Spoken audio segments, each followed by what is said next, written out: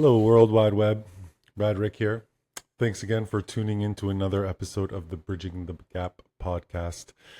Today I've got another special guest on. We connected via the Founder Institute community over the past year through their Toronto Fall 2023 cohort that we were both a part of.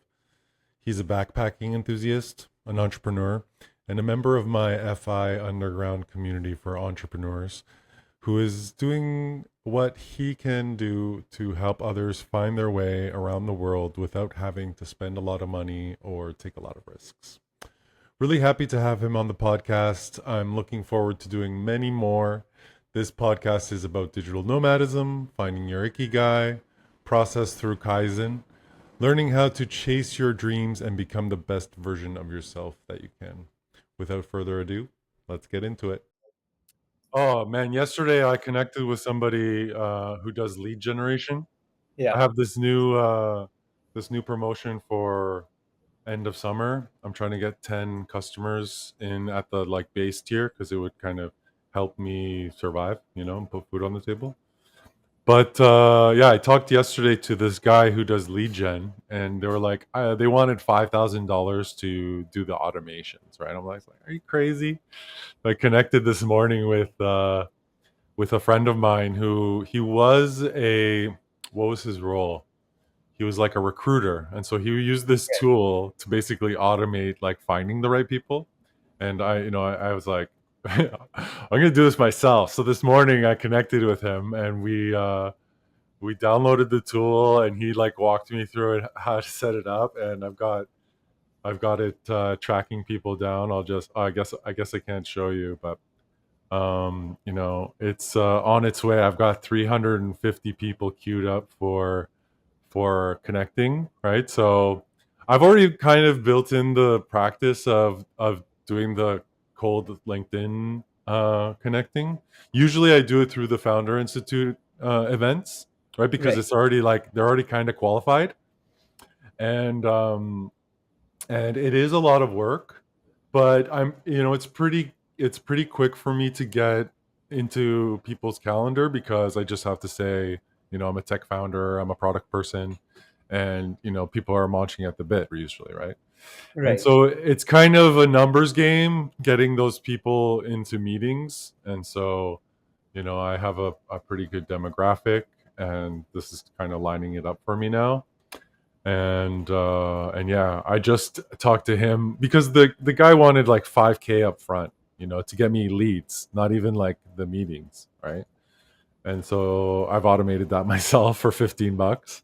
That's And I fine. told and I told the guy, I was like, the guy I know, he got a day job. And I was like, if you want to do this in your evenings, because he's in Bulgaria, if you want to do this on your evenings, if you help me kind of get these people in the door, then I have a referral, like an affiliate fee that I give people when they bring me a customer. Right. I Right. told I told them I'll give you 150% of the affiliate fee, which is like what I give my fractionals. Like if you're a fractional inside the studio and you bring someone to the table, then you get a, Right. a bonus for that. And the ambition is to like help that entrepreneur start making money and make traction, like build traction so that they can make money. First you have to Right. create the doorway, right? Because when you go from an idea to to a product that has a user and delivers on some value proposition, a lot of times people don't think, oh shit, I need to integrate Stripe so that I can collect Right. money. Right. It's like it's the last thing that anybody is thinking about. And so people like really naturally they make an MVP, but they don't create a doorway to collect money, and Right. then also they have this like there's this part of being a business owner that you have to get over, is that you're delivering value and you have to ask for money for that value. And so Always I, the I case. I really I find this so often that I'm working with somebody to build a product and they're just like, okay, I just want people to use it now. Just like, okay, well, I mean, you need to make money. This has cost you $10,000 to get here. The least you can do is like ask for a donation. Be like, hey, we worked really hard to get it this far. And this is how we're going to do our pricing. We don't have all of the features that we want yet for that Right. pricing, but here's an introductory pricing level, or help us achieve our goals, like the wiki donations, like Correct. sponsor give us $5 if you think this is a great product. It's like people don't think to do that, and it's like they make a natural boundary for themselves, like a self-limiting belief that they're not worthy of asking for $5. Like, you build something that is going to help them do something for themselves every day. Right. That's worth $5 a month. It's like it's worth $5 a month as a subscription. If you're just asking once a month as a donation, that'll help you realize, oh shit, there's value in this, because that's like letting the customer vote with their money. Correct. Money is the best way to show that you're doing something right? If somebody's willing to give you $5 after they're using your product for a couple weeks, then that's like a surefire, product market fit, right? Definitely. So yeah, how did we get there? I don't You're remember. talking about lead gen. Yeah, so I mean, yeah, I have the sale. I'm only gonna let it go for the next 10 subscribers. Basically, I'm updating my prices. So part of the studio's business model is to bring in other fractionals, Right. and so to justify their time, like for me, I'm willing to like be pretty lean in my life, but if you have other chief executive officers, you need to consider their pricing as well, right? And so Got it. I've upped my pricing about 30%. And that does two things. That makes it more interesting for fractionals coming in. It'll allow me to attract better fractionals to Correct. work with us. And then it also gives me a little bit more room to negotiate with different kinds of customers. So, like, if you're pre-revenue or if you're pre-seed, I can give you like 10% off or 20% off. Or if you're from Canada and you're pre-revenue, because I charge in USD, right? If you're Oh, Canadian, right. that Right. USD is like, oh, 30% more. So I can just be like, okay, you're from Canada, you're pre-revenue. I'll give you 30% off, which is like, it's hard for people to say Right. no to 30% off. It's hard for me to say yes to 30% off with my old pricing, but with my new pricing, there's more wiggle room. Correct. And, for the people who can afford it, if you are, post revenue or post seed or seed A or whatever, then, that $2,000 a month to have a chief technical officer or technology officer or chief marketing officer, it makes more sense, right? Right. Right. And You so guys are yeah. doing fractionals for everything now, or Yeah, so it's a fractional studio. Right now, I'm the principal chief technology officer, and I'm kind of the chief product officer. But I have a marketing officer, and if I have a client who comes in and says they want a CMO, then you pay the fee, and then he takes most of the fee, and I take a small portion for the company. fair enough? Makes sense. And so yeah, the idea is to create your be able, many people won't do this. Like, you have a co-founder, right? So you won't need a CTO Right. necessarily, right? Because you have somebody doing that. But maybe you need a CMO, or you need a CCO. You need someone to do all the creative. You need an Correct. operations officer. Maybe you need a chief revenue officer, right? And so there's room for those types of CXOs in the studio.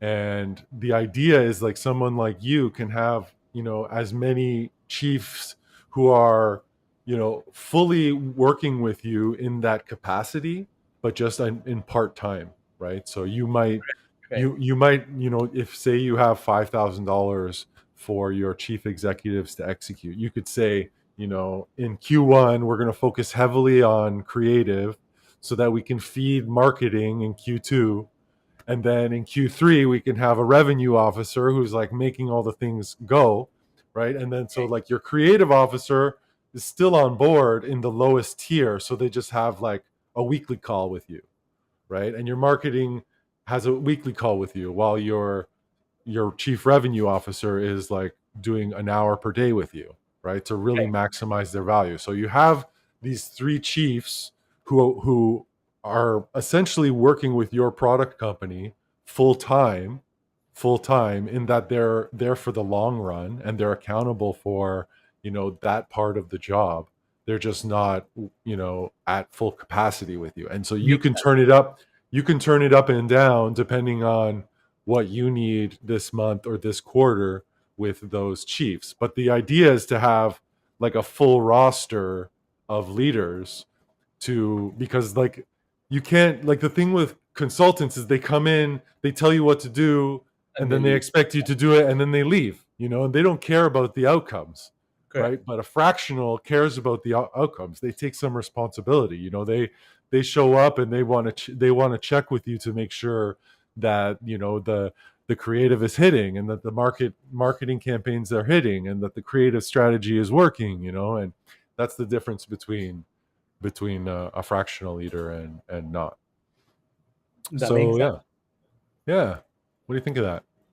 No, that absolutely makes sense. I've actually been dealing with a lot of fractional people lately. A good friend of mine, funnily enough, has a go-to-market fractional business where he does Hmm. fractional sales for Hmm. uh, companies who are based outside of North America, trying to break into North America. So, been kind of being involved more in his world, just kind of understanding what he's doing as Yeah. well.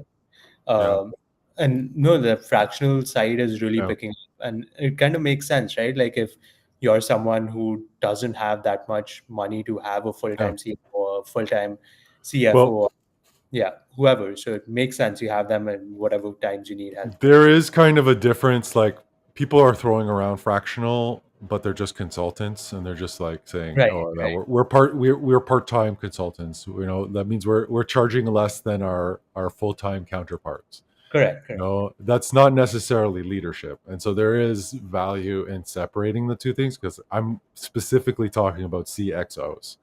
And so what that means is, like, you have to have been a chief X officer at a previous role. You have to have 20 years experience in that capacity, and 5 to 10 years, under your belt, leading some, some company, even if it's your own, in that capacity. So Of course. there's,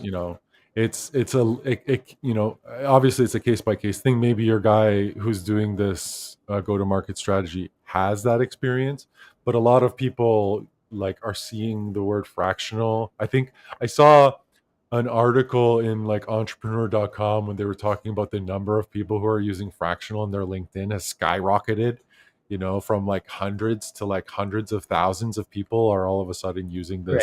this term. And so it's kind of like the keyword of the year, I feel like. Last year was AI, the year before that was NFT, the year before that it was something else. Oh my god, it's No, always I feel something. it, because everyone who's a freelancer somehow these days is like calling themselves Yeah, fractional. it's not the same. That's why it's worth having the conversation of changing it, of differentiating one from the next. So No, that makes sense. That yeah. makes sense. How's it going with you, bro? How's it going? It's been a It while it has been a since while. collision conf. I agree. Collision was fun. It's It was been going great. well. We launched our product in July, so things have been starting to pick up. Customers have been coming in. We've redesigned our platform, so Cool. getting some good traction from backpackers as well out there. Sweet. I'm flying to Panama on Wednesday, Hey, so you're super gonna stoked. fly over my head. You're going right over my head, dude. I'm in Nicaragua. You should have come Oh through wait, you're in Nicaragua. Nicaragua right now? Yeah, I'm in What? San Juan del Sur until January. Man, I'm Oh, not paying. I'm not paying mortgage in North America. Are you crazy? I'm building a business. that's fair. I didn't know you were in Nicaragua actually, so Yeah. that's cool to know. Yeah, so I'm going to be going above Nicaragua, and then I'm going to Mexico City because Sweet. I don't know if I told you before. My brother lives in Mexico City. Oh, really? Uh, No, you didn't. yeah. So he's married. He has kids as well. He just had a second baby, so my parents are flying Oh, out. congrats. Uh, Congrats. Oh, thank you, that's thank nice. you. Fam jam. Exactly, exactly. So it's going to be a good week of just meeting family, just relaxing, getting some home Sweet. cooked food by my mom. Oh, Exactly. I'm so stoked, man. Like I cannot tell you how happy I am you want about to that. eat? I know I my mom's gonna happy about that. Be can't happy wait. but Yes, she's um, gonna make you a little bit fatter and happier. exactly, You're too exactly. skinny, man. You're too skinny. Me, I'm getting skinny over here because I'm so far from my mama. That's why I'm so down here. where are your parents at right Oh, they live in Toronto. Yeah, my mom now? lives in Toronto. Yeah. No, that's fair. That's fair. But I mean, Nicaragua at this time, like you're probably in a better place. Toronto has just been weird, man. Like the weather has been Is it? so Yeah. weird because it Is it was hot, so hot cold today? last week. Yeah, it's really weird. It's like last week it was freezing cold. You go out, you're Mhm. like wearing a hoodie and a jacket. This week it's so hot you can't even be in Yeah. like a singlet right now. Like it's a weird kind of weather situation going on, Yeah. but it's going to be fun. In terms of the business progressing as well, figuring out like some things on the pricing side. The Yeah. donation side of things also makes sense. I might be looking into that as well. Yeah. Thank you for Well, how the do idea. you do it? How's the like how do you do the monetization of is it like a monthly subscription or what do you do for Hostel Yeah, Match? so we have two revenue streams of how we're monetizing HostelMatch. One is we have a transaction model where our base product is free for the user, right? So, for example, if let's say you're a backpacker wanting to find a hostel in Nicaragua, you come on our platform, you find the hostel, and then we'll redirect you to a booking platform like Ah, hostelworld.com and Expedia. gotcha. And the And booking you have an platform affiliate fee there. exactly. So they Okay. pay us a percentage of the revenue that they make. But then we're also starting a subscription service where backpackers can get an annual membership with us, which is going to be Mhm. fairly low. It's going to be like a $50 annual plan where they get Cool. access to discounts across hostels across the world. So So you'll like get, $5 a month. yeah, not even like it'll be $4.5. You'll get access to Mhm. discounts on hostels. You'll get access to discounts on things like Viator. You get access to discounts on things Mhm. like co-working spaces like WeWorks and things Mhm. like that, eSIMs, travel How insurance. much is So, the discount? Is it so variable or? yeah, it depends. So on average, the lowest discount would be anywhere around like 7 to 8%, but then it can go up to like 35, Oh 40% as wow. Is that well. So up to the who's that discount through? Would that be through the actual hostel or would it be through the booking platform? it'll be through the actual hostel. So you're actually Okay. getting the cheapest price available Uh-huh. online. Uh, Okay. it'll be on hostels, but then we're also partnered with things like Viator. Mhm. We're partnered with like eSIM companies. So if you're buying an online eSIM, Mhm. you get direct Cool. discounts So through you them. have these kind of like upsells? Exactly. So we have partnerships with all of these different providers. So if you're Cool. getting into the $50 annual plan, then you have discounts that are worth like over three and a half, Mhm. $4,000 at your Yeah. fingertips. So you can kind I of use. think you maybe should consider having like a premium plan that's like 150 and then like if they have a lower one, give them the discount on just the hostel and then if it's the bigger Right. one, give them the discount on the other ones. No, that's kind of the longer term plan. Since we're kind of newer in the game, we also want to make sure that we're Yeah. attracting more customers. So the first year's focus is more on getting as many people to use the product and platform. So we Mhm. kind of build that brand awareness out there. But it's exactly what you mentioned, right? Like uh, when we do have that traction at the end of the first year, Yeah. like second year, we're going to create different pricing. One of the interesting things that, funnily enough, right before this call, I was trying to build out was I'm gonna have like a tester where you get a 3 day plan for like $10. So Okay. you get like access to discounts for 3 days. So if you're, let's say, a short-term traveler Mm. going for a 7 day period and you don't Okay. want to pay $50, right? You just want like to do all the bookings Okay. in Yeah, 3 days. that's great. Yeah. Exactly. So just want to make sure that we're targeting backpackers. So we also want to make sure that Mhm. they have that propensity to use those discounts in the best way Yeah. possible. So it's a win-win for them, but also for us for building the platform, Mhm. right? So Cool. uh, That's a good that idea because the ROI on that is like much higher, right? exactly we're gonna see it's going to be much easier for us to convert like 15 people on a $10 plan Mhm. than it is going to be to convert that one person on a $150 plan. Now, when you when a user comes through and gets discounted for whatever they end up going with, does that affect your affiliate fee going out, or is the affiliate fee the same either way? So the affiliate fee and the discounts are completely separate. So when you're getting discounts, you're getting discounts on um, platforms directly. So that is not linked to our affiliate fee. Okay. So the discounts are only accessible if So you're it's the same for you either way. Like exactly. your ROI from it. Okay, cool. Yeah, exactly. So our goal at the end of the day when we're selling the discounts is to get as many people to buy the subscription. Hmm. Affiliate fee is irrelevant, so the usage they have is Yeah, irrelevant because to us. it's a quantity game, right? Exactly, Yeah. exactly. And even Hmm. on the transaction side, it's a quantity game. So the more users come use our product, it'll be free for them. But then the more they use, we get paid simultaneously. So that's kind of the goal that we have. We're still trying to test the market, figure Hmm. out what makes sense, what doesn't make sense. But based on our Hmm. initial traction that we have, users are finding it very beneficial. So an example I'd give you is, for example, you're a digital nomad, right? Like you know Yeah, everything about the nomadic lifestyle. So a lot of digital nomads who want to live in hostels are actually concerned whether the hostels it's have good safe. Wi-Fi. Yeah. It's Oh yeah, safe. yeah, yeah. You don't want your laptop to be stolen in the middle of the day Totally. if you're just chilling Yeah. somewhere. If you're going to a hostel, you want the space to have like some sort of a co-working vibe, like either a lounge area. You don't want to be working out of the kitchen for 8 hours a day, right? In the Hmm. midst of chaos. So we're really helping like those kind of customers who are niche figure out whether these things exist. So for example, if you're a digital nomad, you want to figure out if your hostel has a specific co-working space, we're going to help you figure that out. If Yeah. you're a female traveler, you want to figure out that you're not just living with a bunch of dudes in a hostel.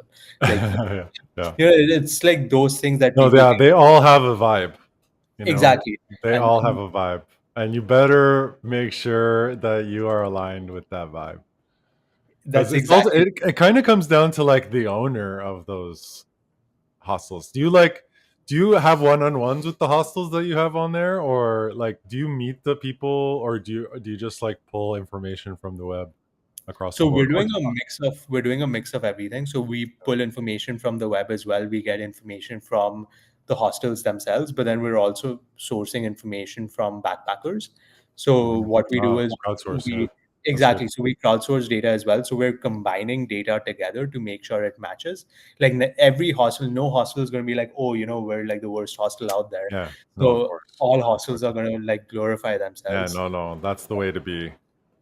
Just so do you Exactly. have like a so you what you just randomly like after their stay you'd send them like a little bit of a survey and let them give you their feedback, and do you host that information on your website, or is that just private for you guys to understand? Is So it like a currently public review or private feedback? Currently, it's private. What we also do is you can anonymously also leave a review for a hostel, and it's kind of Okay.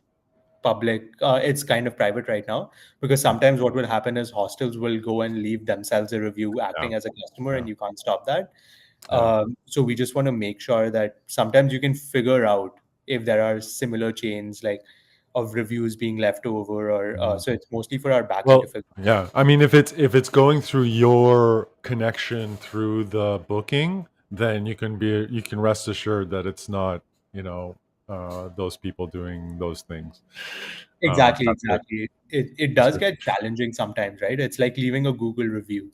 Yeah. So when you're leaving that sort of a review, a lot of the times you can't track the bookings if you're Mhm. trying to crowdsource data for people Yeah. who No, what I would recommend doing is instead of like merging those those two different OKRs, right, the what would you call that? The what does an OKR stand for? I can't remember. a key The performance the performance, objective yeah. Like you can separate them, like show what Google's showing, and then show your customer ratings. internal ones separately, because you can trust your community better than you can trust the internet, right? Correct, correct. No, that absolutely makes sense, and that's kind of the long-term plan that we have as well. Once we build the user base that we're going for, because currently then you'll have a bunch of hostels with no internal ratings, which is also kind of a deterrent for anyone to book, Yeah, right? So exactly. uh, yeah, like those things are definitely on the agenda in regards to On how the we roadmap, proceed. Exactly, but I wanted to ask you, Rick, because you've had your fair share of being a digital nomad, yeah. living in hostels and things like that. So what's your Yeah. experience been like overall? Well, I don't usually go for the hostel game, to be honest. I do Fair. sometimes, and if I'm in a place that's really expensive, I will, because like expensive hostels are nice. Like if you're in Switzerland and you don't want to pay, $500 a night for a place, then that's going to be the nicest friggin' hostel you've ever stayed at. Or like Whistler, Correct. in Canada, like getting a hotel there or an Airbnb there is like you're going to give your firstborn child for it. Facts. So $60 a night at a hostel, like in a shared room, you probably won't get a lot of really weird people. Right. Right. In places like that, there'll be like people, like similar people to you. Like I have done hostels in Medellin. What was it? The Happy Buddha. Right. And it was a vibe. It was a It is couple a weird party. experiences. It was a couple weird experiences. Some things that I wish I didn't have to hear from other people, but when you're in Colombia, you have to kind of expect certain kinds of conversations ultimately. That may just be a And Colombia thing, yeah, you just have to roll with the punches. People are trying shit out. They're living their best life. That's mostly what you're gonna find is people like trying to have new experiences and shit like that. It's just like I'm a little bit biased because I'm 2 meters tall. You can't Right. really mess with me. But yeah, when people talk, I just let them talk, and I don't let it bother me too much. But it doesn't happen too often. So yeah, I mean, I my main concern again would be the laptop, but I have Right. a few strategies for hiding the laptop that I won't share here. But it has something to do with being a giant. That's fair. And You are I a can tall. usually I can keep my things away from most people, and when you leave North America, as long as you're not in Holland or something, you Right. can keep things out of reach of children, so to speak. No, that's So fair. That's fair. And honestly, like safety sometimes is a concern in like certain countries and places, like 100%. But yeah. there are a lot of ways of getting about it as well, right? Like you get like private rooms and things like that. So you can Mhm. completely kind of Yeah. supersede that Yeah. in that regard. And if you're traveling a lot, like I find that if you're moving, if you can find your people, you start like traveling together, like and making plans together, right? As long as you're not there for a week and then going home.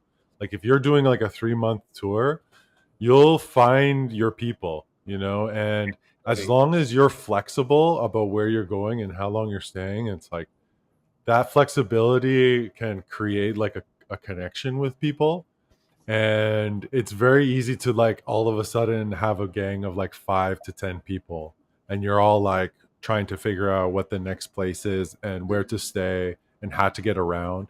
And then if you have those people, like you have a bond, a kind of trust, because you're like in a kind of survival mode, right? Because you going into a place that you've never been, and you have to find the grocery store and the laundromat and all these things that you need to just kind of have a normal life even though you're traveling.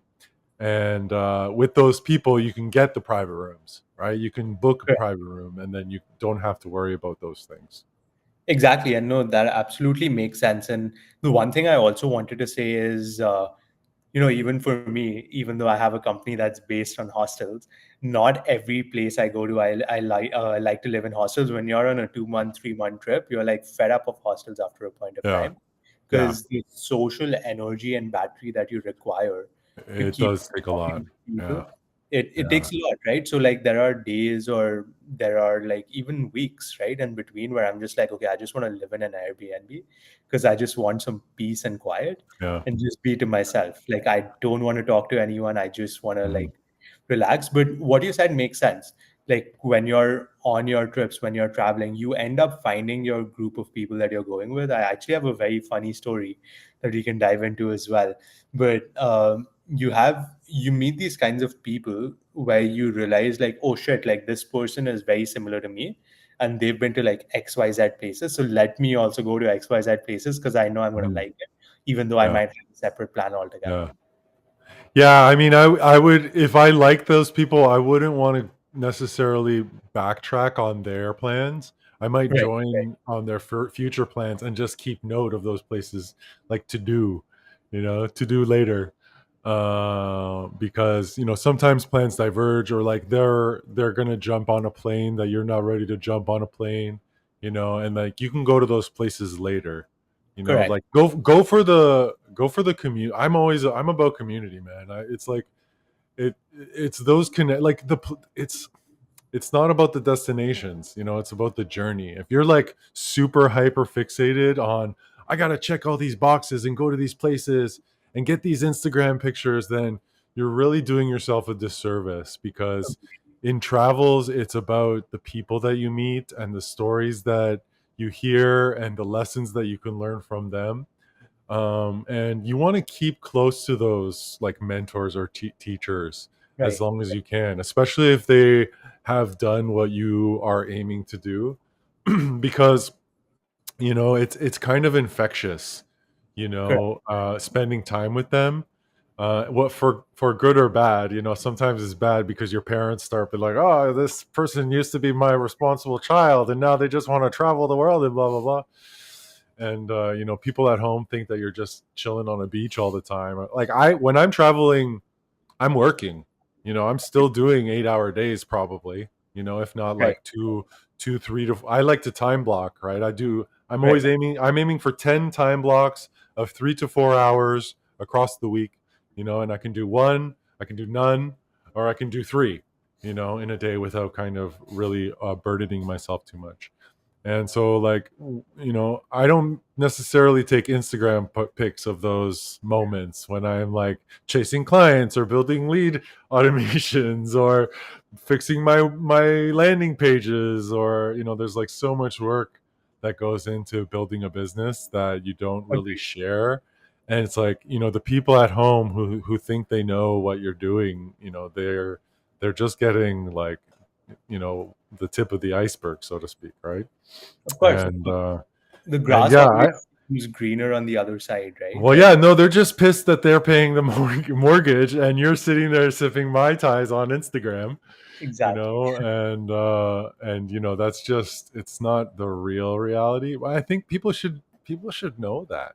It's just like people get really weird about people's Instagrams, and it's just like, what do you want me to like post about, like the moments that aren't like that? Like, I'm posting on Instagram so I can go back in time and be like, and remember the places and the people that I met and the things that I did.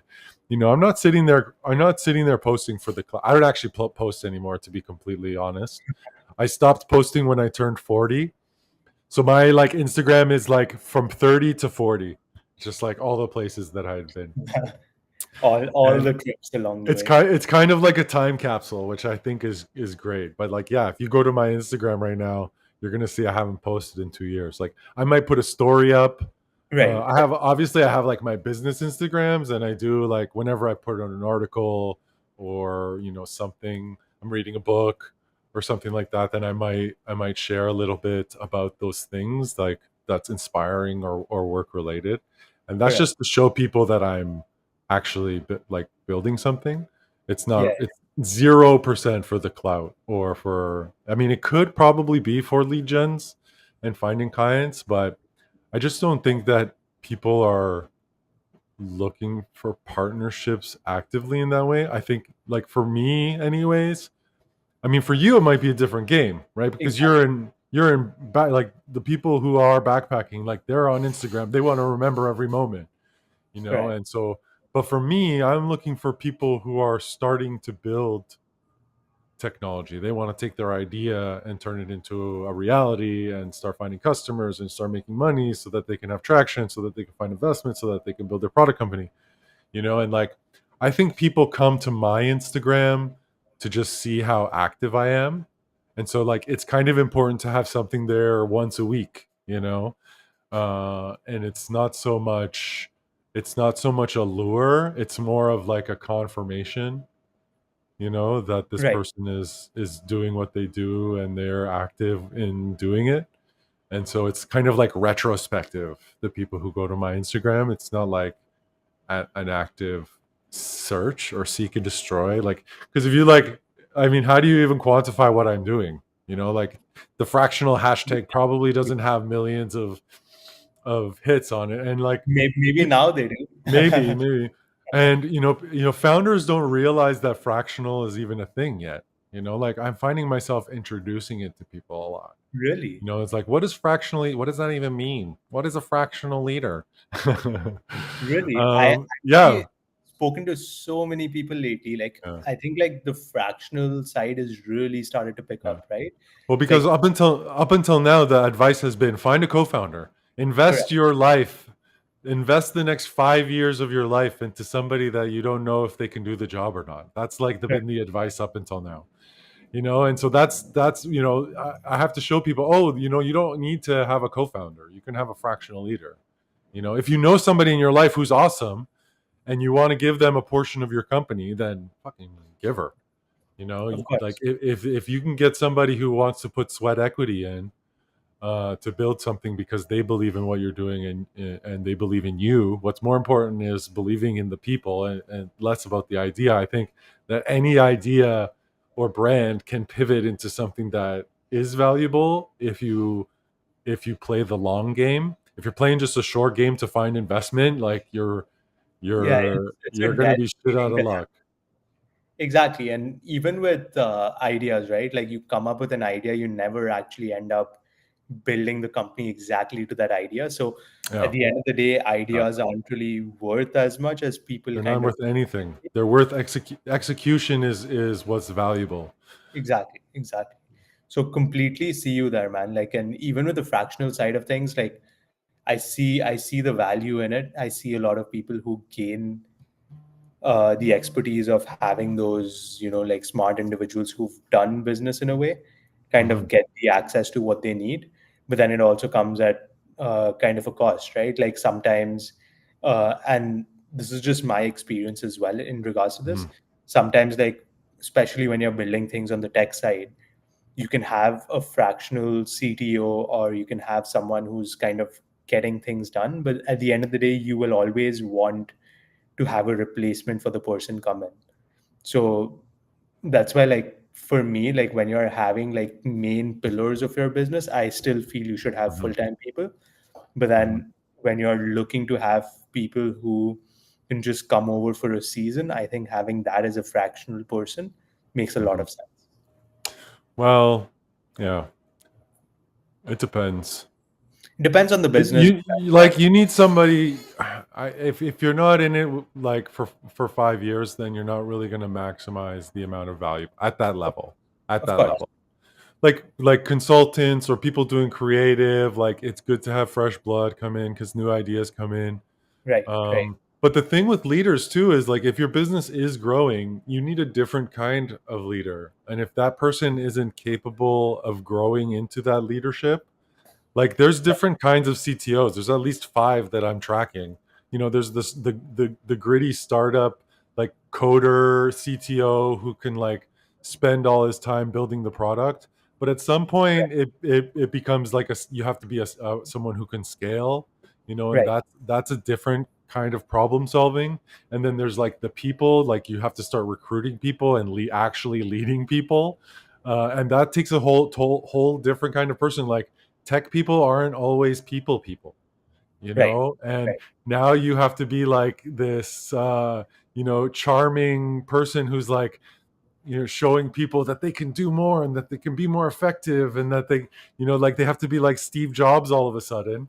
And just some people are just like, I just want to be in front of my computer all day, yeah, and those are very, very different people. And then like later it's like you have like at the let's say you hit the moon in your moonshot. Now you have to talk to investors, now you have to put together presentations, now you have to like lead people at a higher level. You have managers and leads, a principal developers who you're basically just championing their role, and you have to leave the leadership of the teams to them. And like some correct, people can't let that go. Some people are just like right, they want to do that part of the work. And so like if they can't separate themselves from being the CTO and actually affecting change at the code level or at the like people management level, then yeah, you need a different person for sure. No, that absolutely makes sense, right? Like as you said, depends on business to business, depends on the kind of people they are as well in Mhm. that regard. So completely see you there. But how has your experience been like, working out of Nicaragua and working on the fractional side of the business? It's been good here, man. There's no distractions. I get to choose when I get distracted. I have a little doggo here. Is Oh, he wow. around? Yeah, I'm here pet sitting. I didn't just randomly pick Nicaragua. I have a friend who has a place here, and they needed a pet sitter from the remote year community. There's always people who are like, "Hey, I need someone to take my place for a while," and so I answered the call. But yeah, my distractions are few. I have like one beer a week on Oh, really? Saturday. That's it? Yeah, I have not been drinking or any other kind of stimulants. I'm just on a regular coffee habit. Right. Coffee and vitamin D. Obviously the sun here is beautiful. The salty air. There's a beach 3 blocks away. It's about 5 kilometer lap, and so that's why I Right. have this glow. I've Oh, lost a ton of weight. The heat. It's like a constant sauna. Every right. time I come home after doing a big 5 kilometer walk, I'm like sweating. Is it like what, 30 degrees or is it more? Of I don't know right now. Let's check. I usually have the tides. I have Right. tide forecasts open because that's when I do my lap, and then I do Wonderground for weather. And weather today is looking like, yeah, 33 degrees. Mm. No, 30 degrees is the high. Oh no, that's the almanac.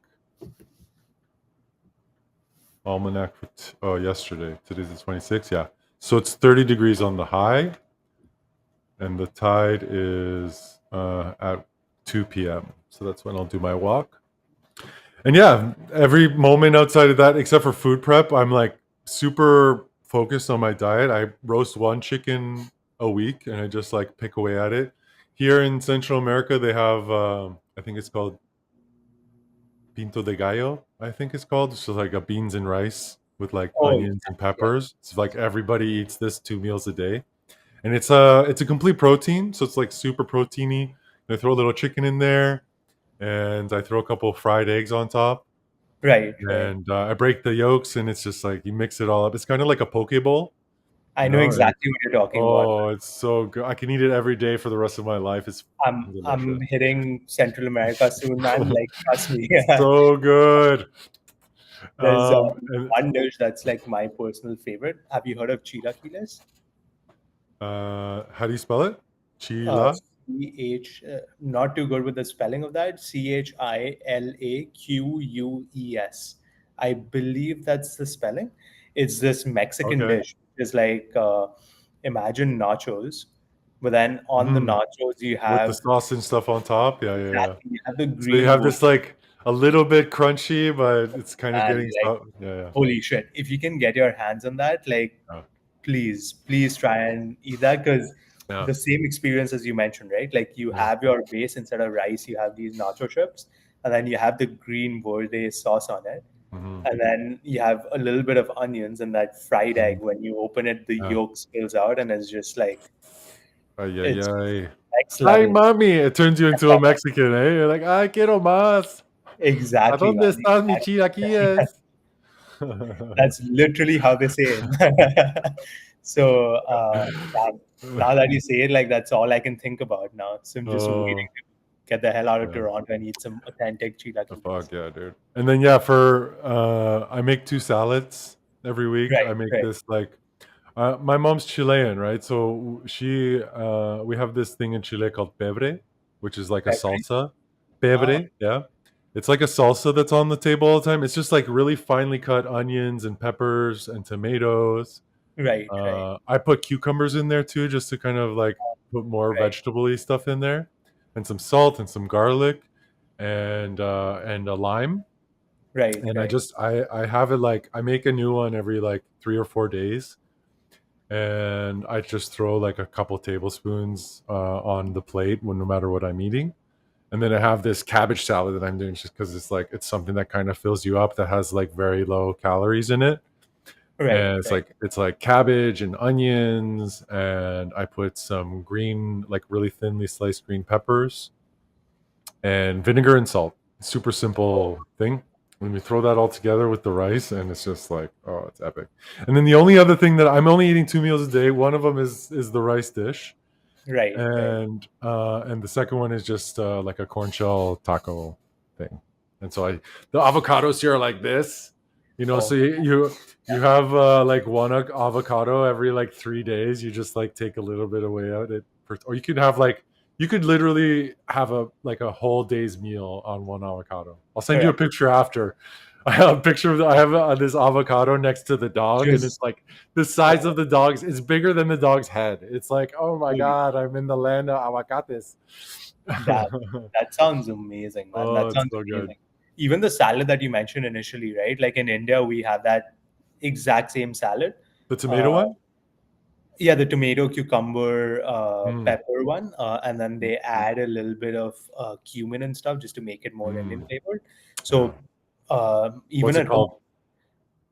they just call it a salad, man. I have no idea what it's called, but I think like when you call for a salad in India and like I don't know if this is available in mostly in restaurants and stuff, but this is mostly what's made in my house back home.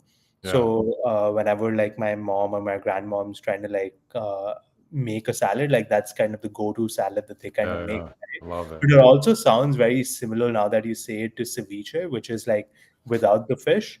Yeah. Like non-fish ceviche also is kind of similar, right? Like with Mhm. the lemon juice squeezed on top. Mhm. Yeah, they do a lot of ceviche here. It's So delicious. which country formed the ceviche? Was it Peru or was it Chile? Because they're all Chile. Chile, motherfucker. Yeah, that's what they say about the Pisco as well, man. I don't know which one's yeah. point. Well, let them fight about it. This is the kind of battle between countries that I am okay with, you know? I agree. I agree. Like food battles, I'll take every single day Food of the week. battles and hockey battles, that's I'm for them, you know? Fair enough, man. Fair enough. That's wild. But it's really interesting that you're living in Nicaragua for like a couple of months. I Yeah. wish I could do the same as well. It's a vibe, You got to right? get Like rid of that apartment. We throw it up on Airbnb, man. Use what's his Des use Dez's products to that's true. I don't know if my building allows Airbnb. That's the issue of living in yeah, downtown, yeah. where they're so strict on like the Airbnb rules that if you're caught with Airbnb, you're evicted right then and Mhm. there. Uh, So they're pretty strict in that regard. But are you renting or do you own? I rent. I rent. I Yeah, okay. wish. Yeah, I don't wish I Yeah. own. Like owning in Canada is not fun right now at all. Well, yeah. Unless you've been owning for 15 years or Correct. Correct. 20 or 30 or 40. Yeah, yeah. If you're like making a good appreciation on your land, like it's good. If Yeah. not, like not the right time. Like heavy Yeah. debts along the road. But yeah. Yeah. House poor. House poor. Sorry, Unless what? you have house poor, I say. I call Oh, it what's house poor. House poor, like oh having a house mortgage. poor. I heard house like like pouring of rain. I was like, No, what kind no, POOR. of okay, okay, got it, Because got you it. might have a house, but you're stuck. Oh yeah, that's kind of the reason why, like I've been thinking about it as well. Because Yeah, long term, I don't know if Toronto or like Canada as a whole is the right place to live in. yeah, It's just so expensive, man. Like you mhm, think about it, like if you're having a family in the future, like yeah, owning a house here, just living in general is just like it yeah. doesn't make sense. It's really appealing. Like I'm looking at the real estate here, and it's like for $200,000, you can have a utopia of a place, and it's like overlooking the ocean. It's on the side of a cliff. You have a little pool and a nice little terrace. It's just like, Right. ay, ay, ay, quiero vivir aquí. True, true, true.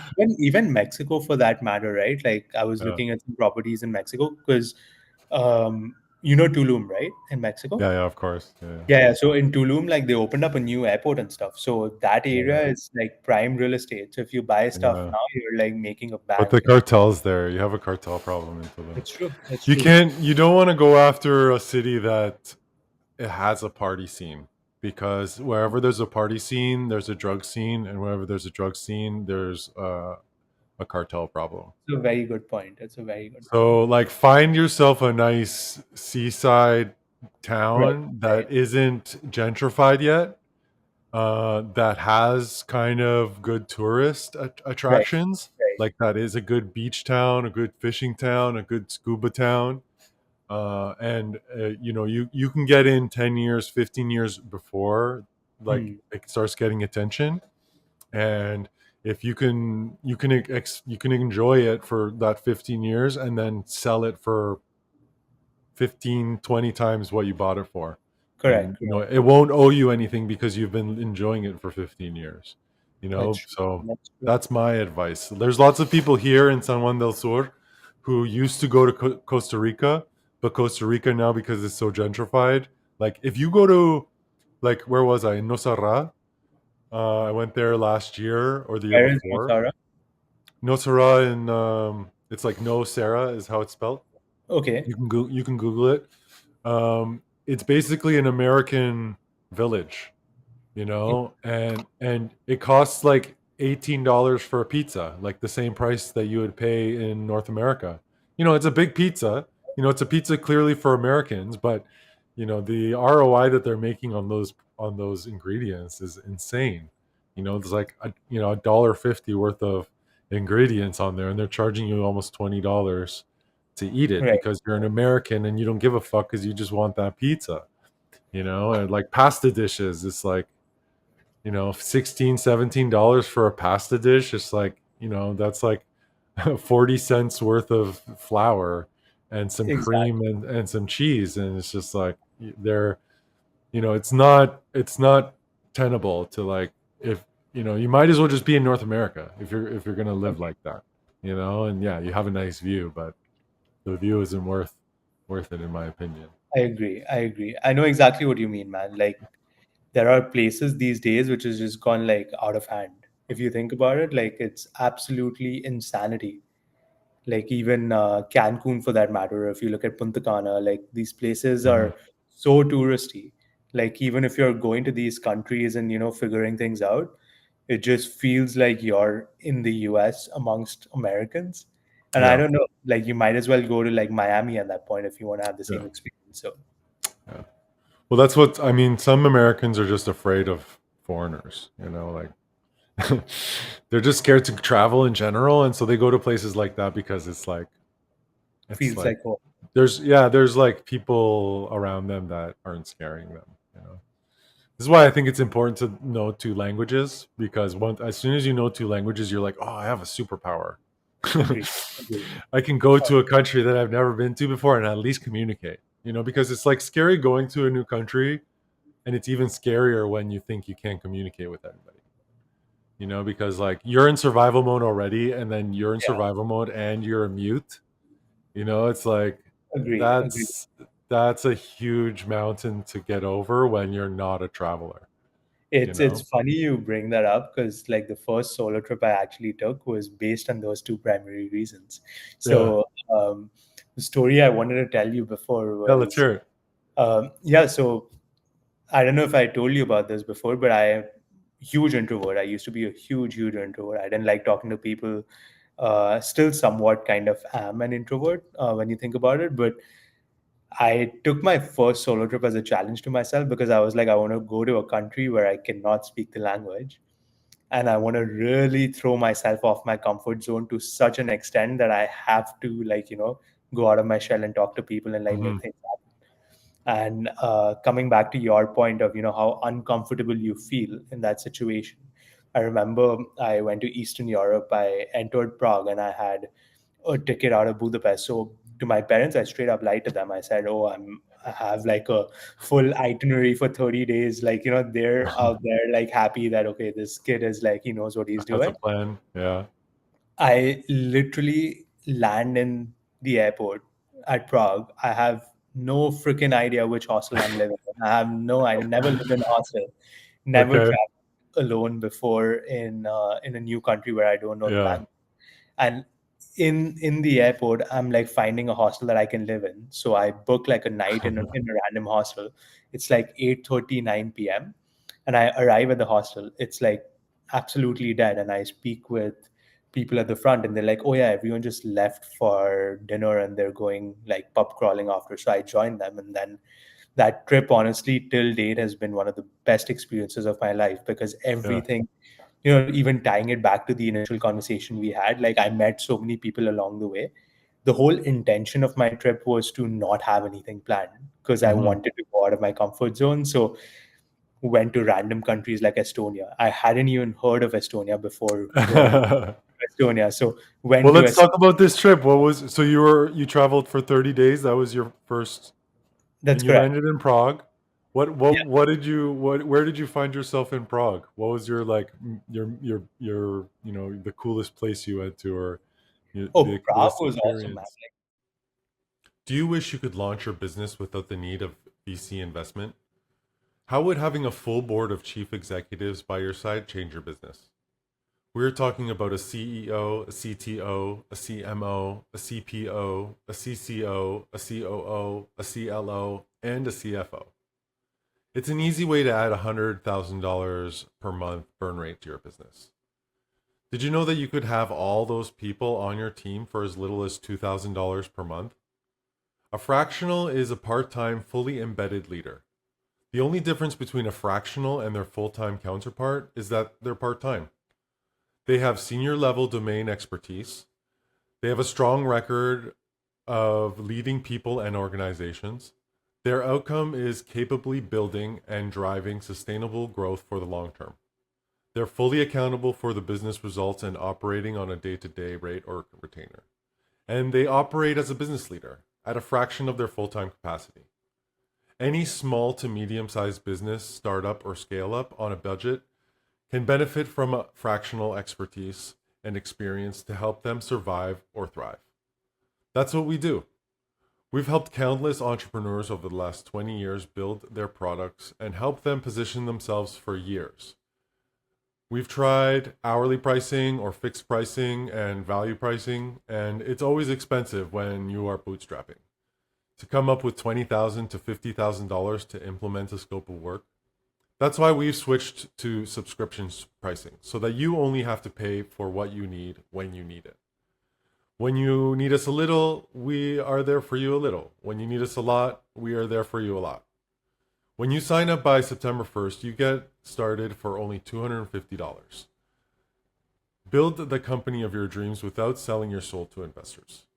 Beeline it straight for product market fit. Start delivering value to your customers and get earnings as soon as possible to pay for your business instead of ruining your cap table. My guarantee, meet with me for 1 month, and if you do not see the value in continuing, you can cancel at any time. No obligation to continue after your first month. What do you have to lose? You're going to have to spend millions of dollars to build your company. $250 to have a leader by your side from the start is an extremely great value. When it comes to time to increase the need for that leader, you're already plugged into the best pricing possible for our subscription model. Sign up today. The video, because if you go straight into another video, it'll cancel out the save Uh, and you can lose the first the hour, which one. is like, no. It It's looks like like, it's happened to you before. be patient. Yeah, I did one podcast and I was so eager to get the video back up that it didn't save the first hour, and I was like, Oh no. uh, I missed it, I messed up. Yeah, So yeah, the learning was, be patient, give it correct. a second, let the commercial ride out for a moment, and then get started again. So you landed in Prague. Yeah, so I landed in Prague. What was really cool about Prague was, so I'm an artist on the side. Like I love to sculpt. I'm a huge like art enthusiast. Even when I was in France and stuff, I've been to the Louvre Museum, spent like days there. Mhm. So Prague has one of the best art scenes. You go there, even on Mm. the bridges, you Like have the like bars and stuff are all yeah, it's all these underground bars which are like yeah. Old like they old bomb shelters and shit like that. exactly. You have all these dive bars. You have like the classic description of like speakeasies in Prague, Yeah. and the vibe is just fantastic. And then even when you're going on the road, like the bridges and stuff, Prague is known for its bridges and castles and Mhm. things like that, right? So when you're walking even on the You're just roads, it's like just in awe. You're just like, exactly. It is so freaking beautiful. yeah. Like people just painting in the street, like you have street art happening. It's just the vibe is insane. And then I crossed this place, which is a five-floored what's it? It's a five-floored like party dancing area, which is Okay. 5 stories of dancing. I'm just like, holy shit. Firstly, I don't know how to dance, but it's okay. I'll take it. You go and you dance and Nobody knows everything. how to dance, dude. It's a flow state. You just have to let the music make your body move, man. Agreed, agreed. And it's just like as a city, Prague was something that like visibly surprised me. And when you're Okay. a first-time solo traveler, right? Like Prague is a very welcoming city. Even if you don't know the language, there is still a lot of similarities to other cultures. Like even the food, right? A lot of the other places, like if you go to Poland and stuff, you're like, holy shit, like kill me now when it comes to a food perspective. But when you're Mm, in Prague, you have things like shawarmas, you have yeah. other kinds of food as well. So it's it's different, but it's still familiar. Also, the Yeah. beer is cheaper than water. You're getting beers Yeah. for I like heard. 40 cents. So the Yeah. first can of beer I had, I was like, what the actual hell? Like, I was Yeah. getting like a bottle of water for €1.50, and then you're getting like a beer for like 40 cents. So you're just like, your I mind is love blown. it. You're just Yeah. kind of wrapping your head around it. So Prague was dope, and then after Prague, I wanted to kind of go to Poland, so I went to Krakow. And Yeah. if you've been to Krakow, Krakow is the city. It's a UNESCO heritage site. It's right next to Auschwitz. Okay. So that city, in my opinion, is the wildest city I've ever been to, because Really? yeah, when you go to Auschwitz, it is so sad. Like Yeah. your entire, like you see everything up You front. Like feel the energy, like exactly, that you something feel like horrible happened there. you have actual human hair like preserved. You have all of the people who died in genocide, like their slippers, their backpacks, like anything you can think of. Like when you see it, like internally, you could just feel that silence. Like when you're there, you just feel that silence, and it's like a thing that weighs in your heart, right? And you have to go early in the morning for it. And this city transforms into the biggest party city I've ever seen in my life at night, where people are like, Really? just they go out to party at 10, 10:30, and people are just out till like 4 or 5 in the morning. Yeah. is Sweet. is just the wildest thing. It's like two very extremes, right? And then since Yeah. it's a UNESCO heritage site, it's also one of the most beautiful places you can be in. So Mm. you have this amazing architecture, you have bike rides, places around. And then after that, I went to one of my favorite cities as well, Tallinn in Estonia, Mm. where Tallinn, I would say, is like a city that you feel like is out of Harry Potter, where you have these stone cave looking things. You have food that's like oxtail based, it's more like meaty, hearty. You go there, there's like beautiful sceneries with like the water and things like that. But also at the same time, you have like these amazing hikes, a lot of culture. And then to balance it out, after Tallinn, I came back to Budapest. And Budapest is like a whole different vibe. You're like Yeah. partying like there's no tomorrow on the water side. Amazing food, amazing people. I went to a nightclub which had like 27 rooms for 27 different kinds of genres of music. I didn't even Mhm. know there were 27 different genres of music before that night. It's just the entire experience of that trip, honestly, Rick, was so amazing to me that post that trip, I made it upon myself that every year I'm going to take one solo trip in a place Nice. that I've never been to before. So, yeah, like the When was that? conclusion of When did you do that? this was in 2019. So I graduated from Oh, university in okay. 2019, and then I did like a month-long trip where I was just exploring all these things and also learned a lot Mm. about myself, to be honest. So About what? it was a really cool experience You learned a lot about what? about myself, Oh, because okay. Yeah, yeah. I never thought I could do something like this, right? So Yeah. when I was able to, it was like, okay, I am like, I knew I was independent, but I didn't know I could be that independent. And when you go on a solo trip, it really changes your perspective, not just Yeah. towards things, but towards yourself. Yeah, because you have to So rely on yourself and realize that, the things that you thought were scary aren't actually scary. It's a huge, it like flips your own like self-image, your perceptions about, the world that you live in and the things that you're capable of. exactly. And you're absolutely right, right? And you meet people along the way. And when you're in Europe, what like amazed me was you have these kids who are like 17, 18-year olds who just like graduating from university, and not even university, from high school, right? And then they're taking like 3-month long trips. So if like these Yeah. kids can do it, then why can't you? Like it really gives Yeah. you this sense of confidence in yourself that because Hmm. North America, it's not as popular. Yeah. You've lived in North America, you've grown up here, you It's know that. different. Like in Europe, it's like going to Montreal. You can hop Correct. over to another country, and so traveling is a little bit different. It's like, from Toronto to Montreal to Quebec City to, New Brunswick to Nova Scotia. That's 5 countries instead of 5 cities, I and agree. So it's just far not away. as cool.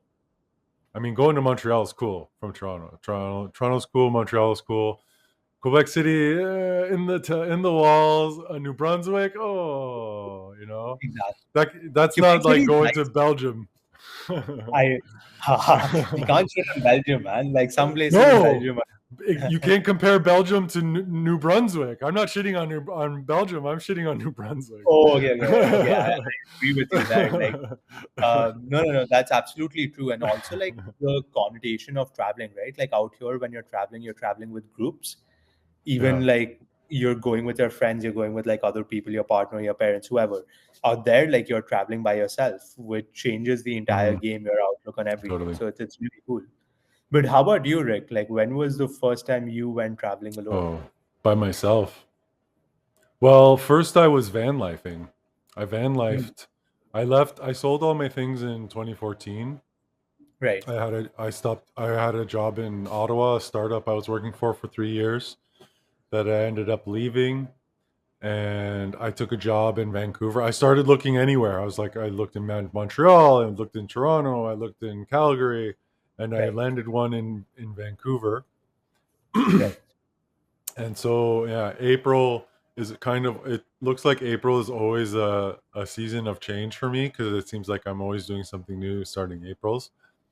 And I went out there, I started working for a company, and I was just doing short term leases, like monthly leases, because people wouldn't rent to me. You need to have like a year of working with a company to like get a lease or whatever. So I couldn't really find a place to live that made sense for me.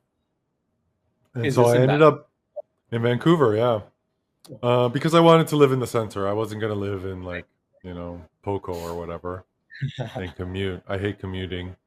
And I was Right. like downtown Ottawa. I had this nice loft in downtown Ottawa. I was like right next to the canal. I could go for a skate every night, and it was Right. beautiful. It was a great spot to live. And so I wasn't gonna live like in Burnaby or Surrey or something like that, Correct. and like spend 2 hours a day in the fucking metro with a bunch of sweaty people. And it was really expensive, right? So it was like $2,500 at least to get a For a one place bed. for like, yeah, for a little nook. And I found at first I did kind of like a house sitting thing. I had a couple friends, did did my first Burning Man and my first Shambhala, which were transformative on their own, but I made a lot of connections through those experiences. I had a couple friends, or a group of friends that were like a fire spinning group, Right. and they were kind of they were kind of seasonal workers, I guess, like massage therapy kind of people. And so they would have seasonal work because they would have sporting. Uh, their clients were all like athletes and stuff. And so in the winter, they had a little bit more time for themselves, and so they would go for 4 months down to Central America or whatever. Makes And sense. yeah, okay, you're there. And so I did a little house sitting for 4 months so I got a place that was like, instead of paying, you know, to make somebody money, I was just paying to cover somebody's mortgage, which was like $1,500, which was okay. And so I stayed there for 4 months, and then after that was done, instead of renting, I didn't still have the street cred to rent anything, so I bought a van for like $3,500, and that was just like a wild experience living in a van. Like going that first night that you're living in a vehicle is kind of scary, right? Because you're like, you know, you don't know what kind of people are out at night, or you have this like comfort of home that you grow up with. And um and yeah, it took a while to figure out like where the right places were to set up shop for the night, but I was making really good money. I was started doing remote contracts, and I was making like $75 an hour, but I wasn't paying rent, so I was stacking bills, right? And I had this vehicle. It was movable, so I could pick really great places to like set up shop for the night. There's three mountains there, three ski resort mountains that are basically empty in the summertime. So you can Right. go up there and just like have this beautiful view Oh, of the city, and it's like, it's like a ski resort kind of. And so like the vibes there are like, people are pretty chill in yeah. general. So are you referring Yep. to like Revelstoke and stuff, or? No, in the city of Vancouver, there's Seymour, there's Grouse, Oh, correct, correct. and the third one is Cypress. Uh, There's three Cyprus, yeah. mountains, Right, and so right, yeah, you just drive up. There's like 15 minutes from the center, you know, right, and right. I could camp out there. I could set up. I could work from there if I if I still have cellular. And then when I need to go into the city, I go into the city. And there's a few parks like in the center or in East Van that I could put the van next to and basically have this beautiful front lawn. And What are some other places? I spent a lot of nights on the Spanish Banks, Hmm. because there was always a few van. There's like a little bit of a van life community, so like the same people would be there every night. You see them in the morning, like, hey Fred, hey Sam. um, and I know The beach. exactly the place you're talking about. Yeah, It's in back. the Spanish Banks, they have like showers and stuff, like outdoor Yeah, yeah, because yeah, it's I know. salt water. So it's a cold Right. shower, but you can, there's washrooms there that you can use, and there's showers there, and you basically have this beautiful front lawn. You open your doors up, and you're just like, oh, there's $1 million houses behind you. And they're like, oh, you damn fucking hippies. It's just like, fuck you. And I would spend the weekend in, go up to Whistler or go on to Vancouver Island, and it was good. It was a good time. But yeah, after a while, I started looking to build a co-work space. This was way before we work. I was doing Right. remote work and location independence way before it was cool. And I started looking at building a co-work space. So was doing research on my phone, and Remote Year had started hitting me up, and I started meeting the demographics, I guess. And like every four posts, I was seeing these people like working in Spain or in Lisbon. I was like, oh, what's this digital nomad thing? And yeah, in the maybe around my birthday in February of 2016, I started doing the interviewing process. There was like three or four interviews that because Right. back then they were really cared about the culture. They were building kind of a community, and so they wanted to make sure you were the right kind of person to join this experience. It was a year long travel plan program schedule, where the original concept was to have 75 people travel for 12 months together as a community. Right. And Right. so, yeah, come end of May, I parked the van at a friend's house in Burnaby or something, and I jumped on a plane. And before I knew it, I had 70 people to meet, and a bedroom in a three-bedroom apartment in Valencia. And I was just like, this is a little bit of a flip of the switch. And it was actually really hard to pay the first fee because it's in US dollars. And so I had to drop, I think it was 3,000 US up front, and then What? 2,000 US for the first month. So the Right. 3,000 is like the 12th month and the deposit. So it's like 1,500, like 1,000 for the deposit, and the last month is 2,000. And then you show up on your first day, and it's the 2,000 for the first month. Correct. And so that's like, it was like 7,500 Canadian, which was a hard pill to swallow. But yeah, so they kind of hold your hand a little bit. It's not so scary because you have all the people in your community there with you, and so like Right. you go through that survival mode together. Yeah. And we all went to the same co-work space every day, and so you're kind of like with a company of people, but still on your own through your work and your experience. And you have like, they put you into the same apartments, so it's like a 2 or 3 bedroom Right. apartment, and so you have a roommate. And so yeah, my first solo, other than van lifing, if you don't call it van lifing, my first solo experience was through that program. And yeah, I haven't ever stopped since. No, So that's true, man. I've come back a couple times to Canada to visit, because my parents are getting old, and my grandmother passed away last year. Last year was the first year that I was back in Canada for a meaningful amount of time, but I still didn't really settle. So yeah, it's been since 2014 that I've been kind of nomadic, Right. Right. since I left my place in Ottawa. And yeah, it has it's again, grass is greener. It has its advantages and disadvantages, but Right. I wouldn't trade it. It's been a big growth opportunity at every turn, and yeah, I love it.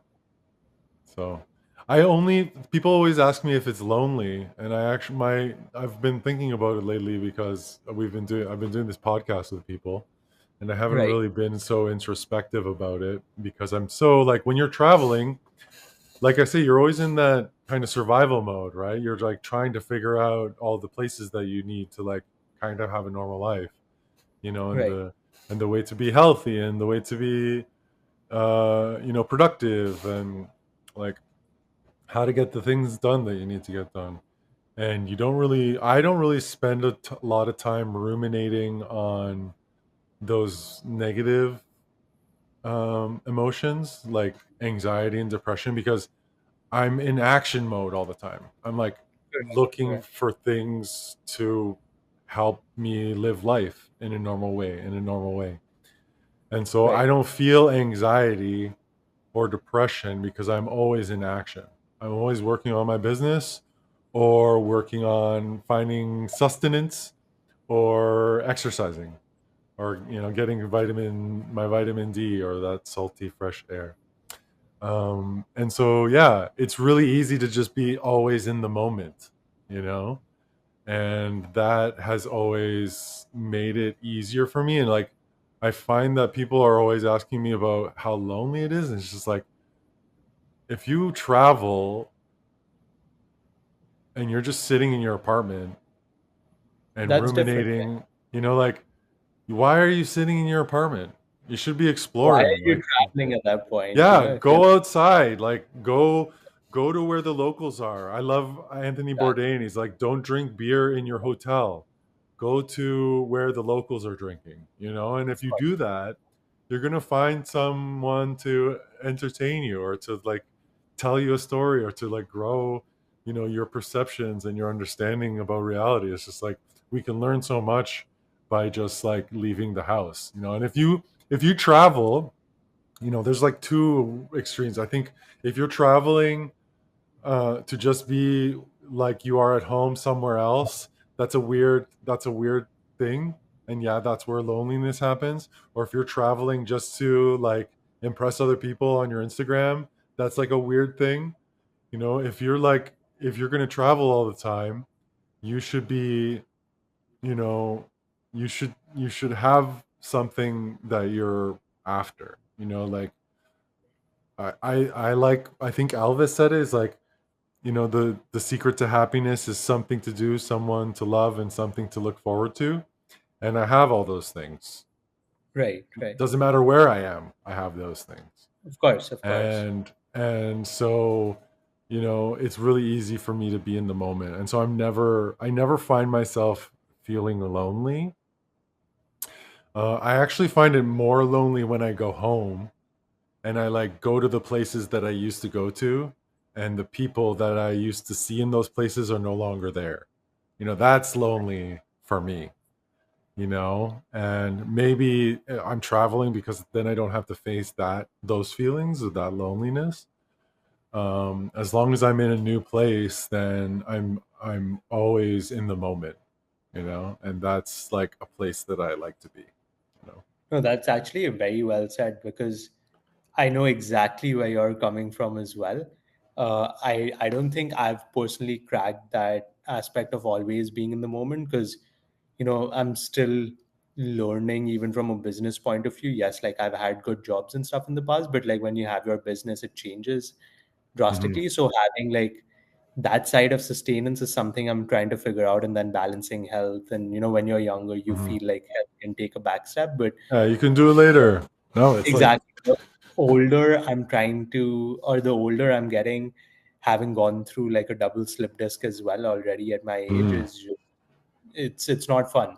So yeah. like I see your point, of how like it's important to kind of stay in the moment and focus on these things that come your way. But also when it comes to loneliness, one of the things that you mentioned, and it ties really well with the aspect about Instagram that you spoke about before. I think in today's day and age, everyone, even when they're traveling, is stuck to their phone, Hmm. whether be it recording content, whether be it uh, like talking to someone else, whether be it Hmm. like on your phone, like on Instagram or on Yeah. TikTok, trying to figure things out. So even when I'm traveling, I make sure that when I'm traveling, I'll get an eSIM with the least amount of data. Yeah. So Yeah. I only use the data where I need to. Yeah. And where I don't need to, like you kind of keep it away. And then Yeah. once you kind of start enjoying the place, right? Like when you're going to places, like if you're, let's say, if you're in Valencia, right? Like Valencia has so many festivals, like the tomato Hmm. festival happens actually happening day after, Hmm. funny enough, in Valencia. So if you're in your home drinking alcohol and not doing anything, you Yeah. obviously will feel lonely. But You're if you're missing going, out. exactly, you have to see what the locals are doing. When in Rome, you got to do as the Romans do, right? So Absolutely. uh, that's kind of the aspect of traveling as well, which I Hmm. think in today's day and age, a lot of people are missing out on because Hmm. we're so focused on creating content, monetizing our Hmm. content, like making sure like like Hmm. 10,000, 1 million people like see your trip. Like you've Yeah. gone for 2 days, like it might be the shittiest trip, but you want to make sure that everyone thinks of it as Everybody thinks it was great. Oh man, there's a disease. It's a mind virus. Like people who are doing that, like they're seeking external validation, and they're just trying for the, like, if you can monetize your social, then you're working. That's work, and then yeah, I think that's okay. But if you're just doing it so that other people can see that your life is better than theirs because you can travel and they can't, then that's toxic. There's something horrible going on inside of you if that's why you're doing it. And I keep my phone. If I don't need my, like, I'm in a small town, I'm not going to get lost, right, and right, like I use that time of going to the beach to disconnect. I don't need to have my headphones in, my music on. I'm not going to need my map. Nobody's going to text me in the hour that I'm away from my phone. And so yeah, I'll just straight up not bring it. right, And it's I think being able to work that into your life is important. Having an outlet for disconnecting. Maybe it's something that you have to work into your life, but it's in that moment where I'm alone in my thoughts, and like those, when you right. have those eureka moments, It's oftentimes with work. Like I have eureka moments about my work all the time, but you don't have them when you're sitting there listening to a podcast or listening to the Discover Weekly for the week, which I do every week. Um, Right, right. but uh, but yeah, uh, yeah, I'm getting older. I think maybe that's what makes it easier, because you go through all that. You go through the ups and downs of need. Like I've been someone who has wanted validation and the clout and whatever, because I thought that that's what was gonna make things feel better. But I realized at some point that you need to just fucking forget all that shit and just do what's right for you. And some people are gonna not like it, and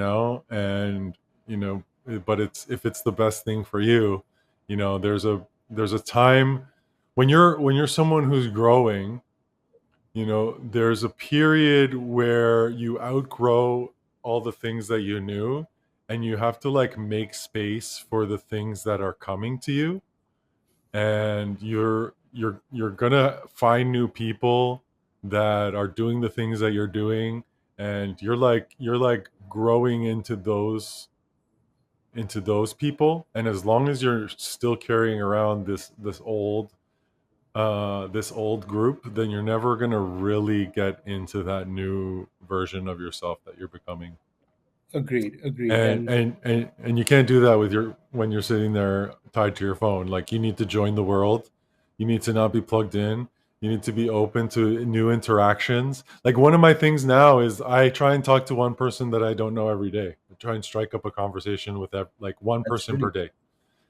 And it's really easy once you start. It's scary at first, you know but actually having the dog makes it really easy, because his owner is a woman, and so he's going up to every woman. He's like, "Are you my mommy?" And so I have to, I have like kind of an easy icebreaker with them because of him. So that's good. That's forcing me go through all kinds of self-conscious bullshit, which right. I don't care about anymore. But yeah, like if I'm somewhere and I'm reading a book and there's somebody else close by reading a book, like, you just like, how's the book? And you can get into the whole life story after a simple question like, how's the book? And once you realize that, meeting people is that easy, you never know who you're going to run into. And sometimes when you're crossing paths with people in the world, like, you never know who is going to be somebody that can change your life, you know? And if you're just sitting there in your head, I'm getting a little emotional, actually, thinking about it. If you're just sitting there in your headphones or looking down at your phone or taking pictures on Instagram, it's like you're robbing yourself of not just the experience in that moment, but the potential futures. There's like every day there's a million futures that you can be at the doorway of, and all it takes is you just being present, and not thinking about those people who are giving you likes, or those people who you're seeking validation from. If you Right. can find a way to save space in your life for the things that you don't know yet, a lot of things are possible. No, you're absolutely correct in that regard. And it goes back to this couple of fantastic things, right? Like, my brother met his wife at a hostel. Yeah. So, uh, yeah, so it's like a full circle moment for me as well in that regard. But so even for him, right? Like, if he was doing something else, if he wasn't like talking to random people, wouldn't Yeah. have the same wife, like won't Yeah. have the two beautiful kids that he has, right? So that is there. And also with the second point of being disconnected, what's beautiful about it, and thinking back, a thought just came to my head. Like, majority of our thoughts that are like out of the box usually come when we're in the shower. And when we're Yeah, in the shower, exactly. we're the most disconnected from our phone as we possibly could be, and the most in tune with our thoughts. So, like, it's true. Like, I think even for me, I feel like I'm not doing that good of a job being disconnected from my phone, just because, Hmm. I'm getting sucked into this aspect of, oh, I got to build content for the business, and like sometimes Mm-hmm. you're like, I'm not doing anything in my personal life that's kind of taking screen time, but the personal and the business aspect of social media has kind of become so gray that like Mm-hmm. a lot of my time is just being wasted doing Mm-hmm. random things, like just looking at videos for inspiration as to what I should be Mm-hmm. making, things like Mm-hmm. that. So Yeah. I think you're right. Like I need to get better at this as well Mm-hmm. myself. And there's a lot of reflection that needs to happen too on my end. Yeah. What I would recommend is try time boxing. Like when you're, let's say that you have that ambition to look for inspiration. Say Right. I'm gonna, for the next 30 minutes, I'm gonna specifically look at these things so that I can be inspired, and then just make sure that a portion of your day is portioned out for that offline time, or a day, Right. one day a week. I have a WhatsApp group, and on Sunday I encourage everybody to go offline and to go, read a book by a tree, or to spend some time with friends and family, and to unplug, and et cetera, because I see how valuable it is for me as an entrepreneur, and just as a person. Like, like you have to be open to the universe for it to have an effect on you. And Correct. as long as we're sitting inside of ourselves, or with the shield over our eyes, Yeah. we don't even see the opportunities that are coming by. It's like sometimes a hello can change your entire trajectory in life, and that's awesome. But you have to be willing and present Say that to do hello. those things, so it's really powerful. It's really powerful. So what's Yeah. going on for this year? You're going to do Panama, you're going to do Mexico. Yeah. Panama, Mexico, most likely New York as well. Uh, and then gonna be heading back to India at the end of the year Cool. for a month and a half. You're It's getting rid been of what are you going to do with your apartment in Toronto?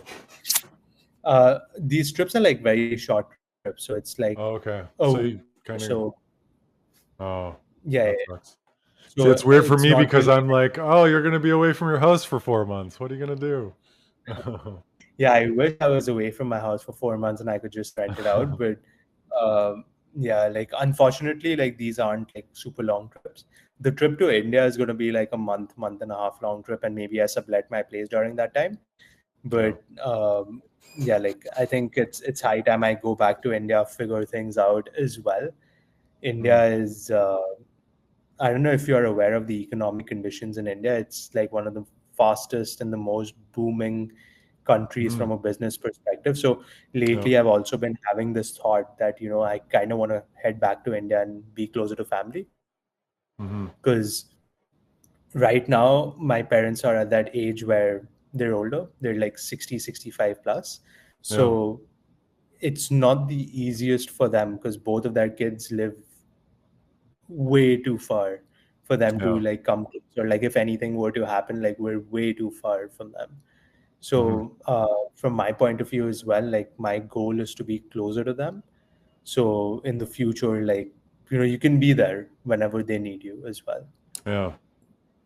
So yeah. Whereabouts in India is So home? they're in Kolkata. It's on the eastern side of India. So if you're aware Okay. of where Bangladesh is, Mm-hmm. Mm-hmm. so it's the city in India that adjoins Bangladesh, is the city that my family lives in. Mm-hmm. It's right where the Bay of Bengal is, if you're Okay. aware of that geographically. Well, no, not by name. I'm gonna look now though. Yeah, so Cool, man. yeah, I've yeah, always yeah. wanted to go to India. You should come, man. You should come, and when you're there, let me know. You can stay at Yeah. home by all means. Yeah. Let me know when you go. Maybe I'll come. I'll let you be my welcoming committee, and then Sure. I'll buy a motorbike or something and do a big lap. I wouldn't recommend you buying a motorbike in India. That is a recipe to get killed. Um, I've lived multiple lives already. You know, if I die today, I'll be a happy guy. fair, man, but like you don't want to die in a motorbike accident. You want to die with like signing off something cool, like I was skydiving, my parachute didn't open or something. No, Like, no. but yeah, like from that perspective, like 100%, you should come through to India, man. Like it's one of the most unique places is the best way to describe it because I feel like if you travel across India, you'll feel like you've traveled an entire continent because Oh every yeah, it's massive, huh? yeah, it's Oh, a it's way massive up here. country. Oh, it's way up there in Bengal. Yeah, that it's the Oh capital of wow, cool. I thought it was more on the coast, but this is up by the border of Bangladesh. exactly. It's a city that adjoins So Bangladesh it's with. probably a little bit less cool. Like it's not as hot there. Is it like a little bit No, more it's temperate? actually pretty hot because Bay of Bengal is like very humid, right? Like that's where the water Mm. is. So during the winter time, it'll go to like 10, 11 degrees at the lowest. And then the summertime, it's going to be like 40, 42 degrees. Mm. So the summer is the month I would highly recommend you avoid because when you're there, like there are situations where let's say you leave the building and you're headed to your car and your car is like 15 meters away and by the time you sit in your car you're drenched Oh because that's God. how hot it is. And it's not like the dry hot like you get in Toronto where it's hot so you feel hot Mm. but it's not like humid hot. India is humid hot and like Kolkata is like fucking humid hot, so you go out like and you're like you feel like you've just showered in your own sweat. It's just bad from that perspective. Yeah. So Well, that's kind but of what Nicaragua's like, bro. You oh yeah. know? So it's like sticky, right? Like, that's the best way to Yeah. describe it. So yeah, Nicaragua, Central America is similar, right? Because it's close to the equator. Yeah. Because Nicaragua and India are in the similar frame of like how close it is to the equator, if you think about it. So yeah, like that's kind of the same vibe. If yeah, if that adds up. But even from a business perspective, right? Like India's the country to be at Yeah. because all the businesses, all the money is in India, everything is in India. So there's a high motivational drive on my end to kind of explore maybe moving Mhm. back to India at It's a one point. massive market. True, It's true. bigger than Canada. It's bigger than Canada. You can have Canadian clients. Like you don't need to be in Canada to have Agreed, agreed. your North American The clients, and the you can get city I people build. It costs a lot less to build it there than to build it in Canada. correct. The city I live in India is bigger than Canada from a population. I'm not even Yeah. joking. Like, I think the No, I believe population of you. Canada is 36 point something million. The city I live in, Kolkata, is like very similar to that. And if you look at the province West Bengal, I think that's 90 million people. Yeah, So, I'm trying to find here. Why is there not a link to to the wiki? It should just link straight to the wiki. population of Kolkata. Google will tell me. Yes. So, the of Kolkata is 15 million as of 2020, which I don't think is accurate anymore. But if you look at population of West Bengal, 2023, the mega city. It says 6 million. yeah, it's wild. So the current estimated population is approximately 10.42 crores, which is 104 million people in West Bengal, which is wild. If you think about it, the province I live in is three times the size of Canada from a population Yeah. perspective. So the You're market is checking you're checking the whole province of West Bengal? yeah, because Kolkata is like a city in the province, right? So Mhm. Cool. yeah, it's How when did you live there? I guess 2019. You were going to school there. You graduated. no. Where So did you go to school? I went to UBC in Vancouver, so that's why I know Spanish Oh, banks okay. Oh, okay. because Yeah. UBC is right next to Spanish banks used to be my running track, believe it or not. Yeah. So I used to Yeah. come from the back area, run all the way down to exactly where all the vans were parked. So Maybe I was there. No, I was already gone. I was already You gone by said then. 2016, 17, right? Yeah. Yeah, I was there at that time because my Oh shit, university man! was You're running right past my van. You're one of the guys. Get out of here, you damn hippie.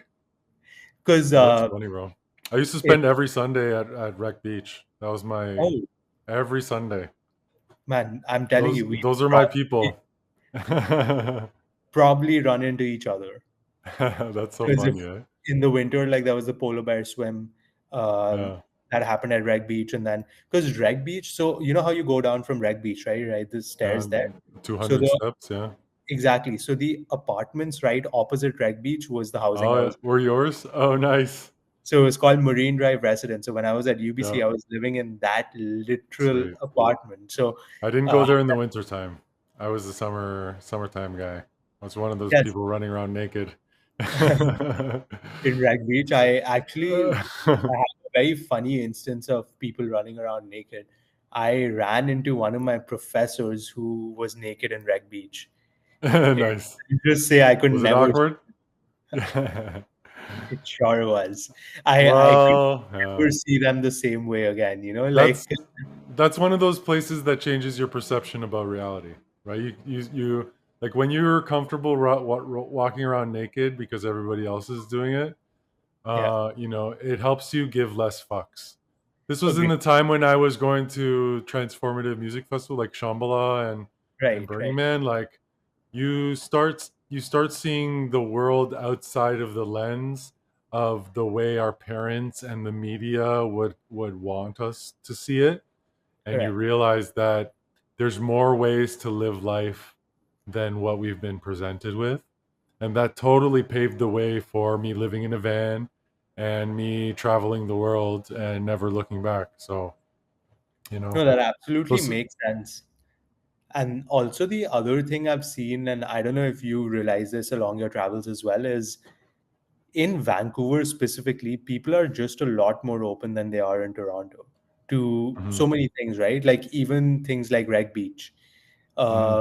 things like the music festivals. It's just more laid back. People It's are, different. The people are yeah, different for sure. people There's a are different. West Coast culture in all of North America. There's a West Coast culture, and Correct, I correct, think it's just being closer to nature and close to the sea. I think that just breeds a different kind of person.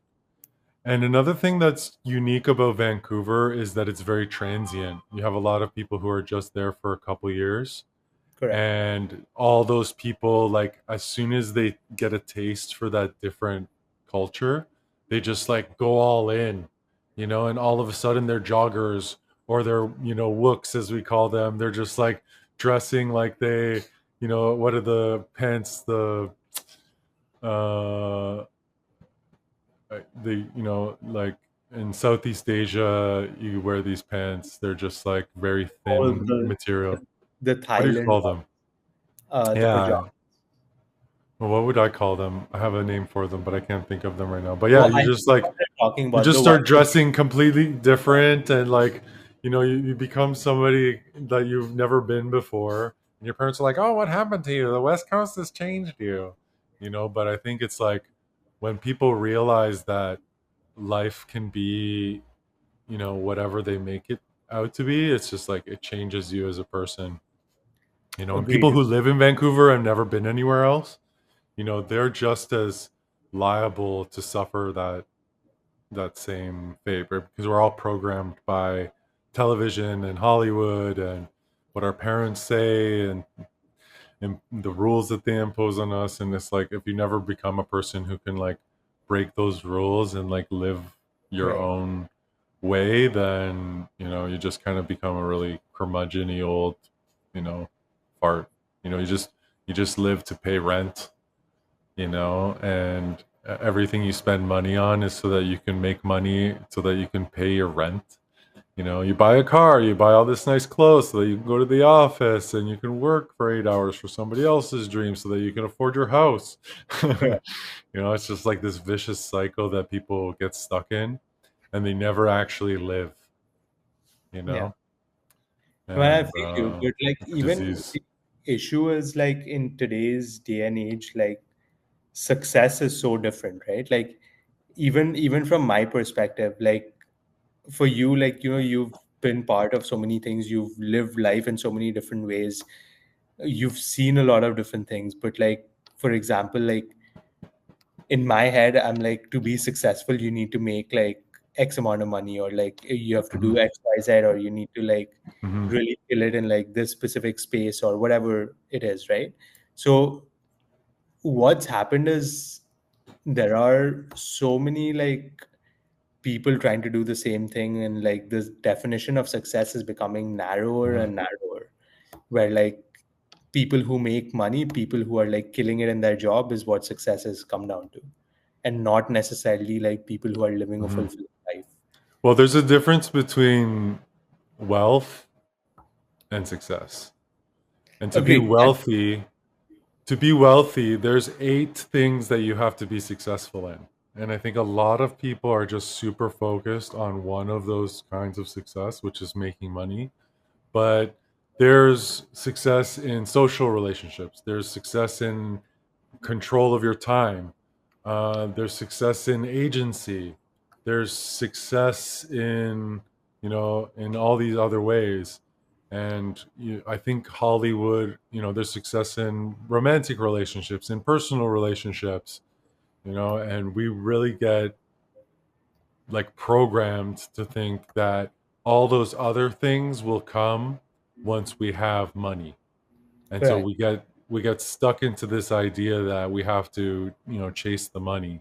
And in doing so, we abandon all the other ways that you need to be successful to actually have wealth. Because wealth isn't just about money and cars and houses. Wealth is about having relationships and experiences and control over your time and happiness. And like you can't have any of those things if you're just chasing money all the time. Correct. No, that Because makes sense. yeah, Wow, that's fair, man. yeah. So yeah, I mean, I'm really rich in time and agency, and I don't really chase money.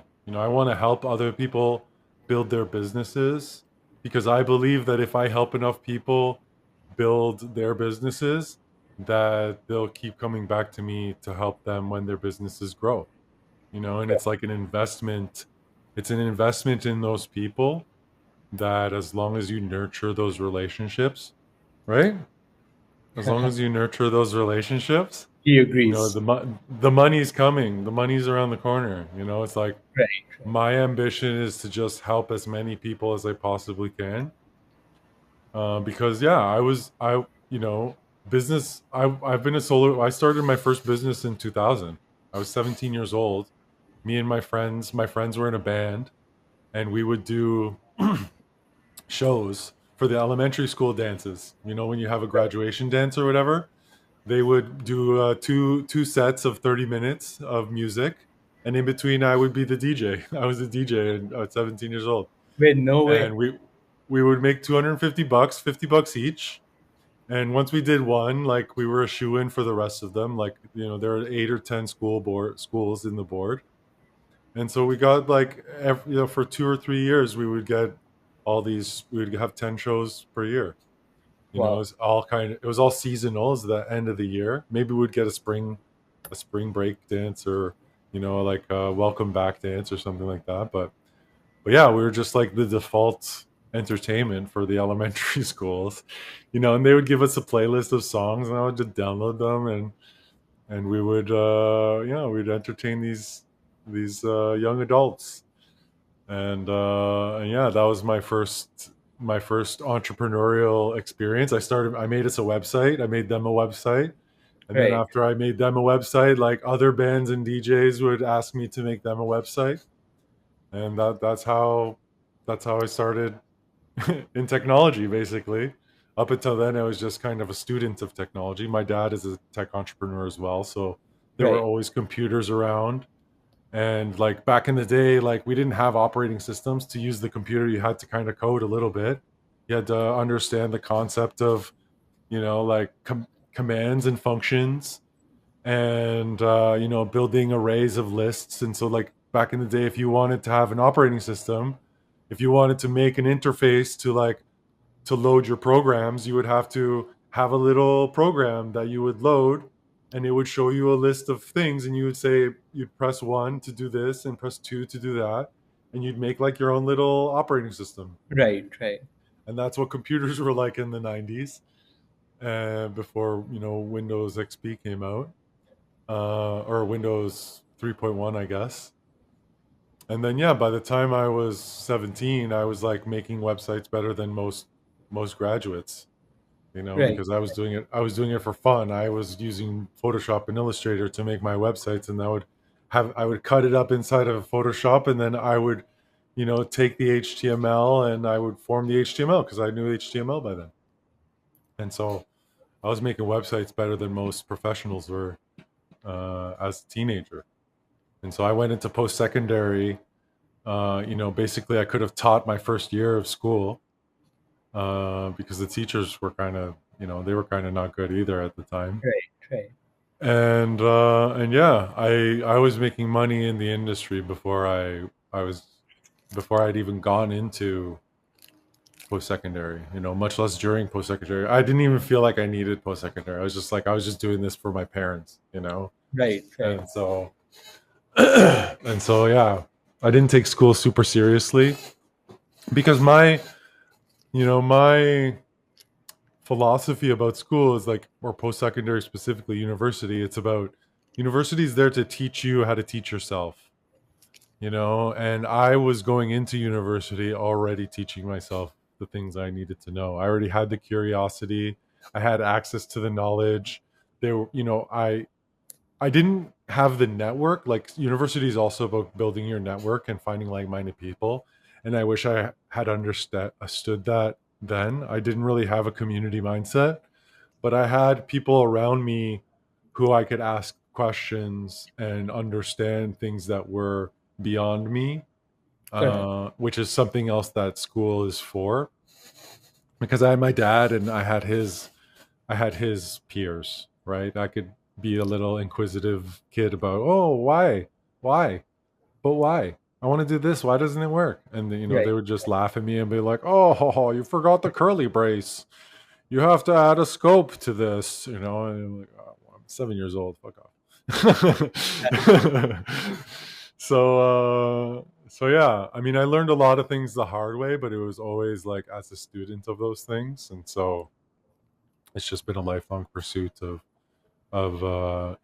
asking the right questions and finding the answers, and after doing that for 20 years, you have some really great learnings that right. back your decisions making, and it gets you chief roles, and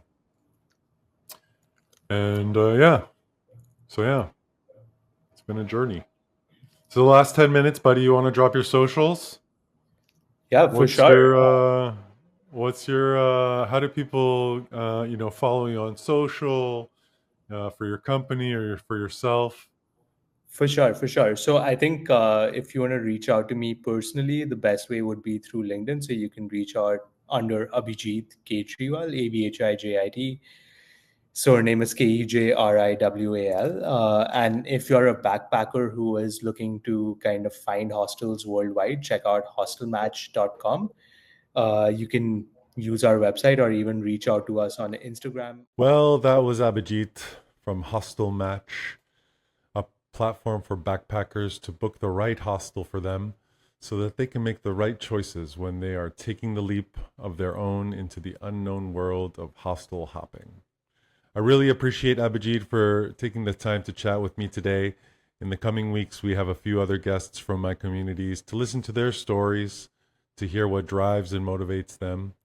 If you think you'd like to share your story, if you're a fractional leader, if you're a digital nomad, if you're a solopreneur, please feel free to follow this podcast because I'm making it for you. Get into my DMs. We would love to talk to you and hear about what motivates you, what drives you, what your passions are, what your mission is. And I hope to talk to you soon. Stay tuned.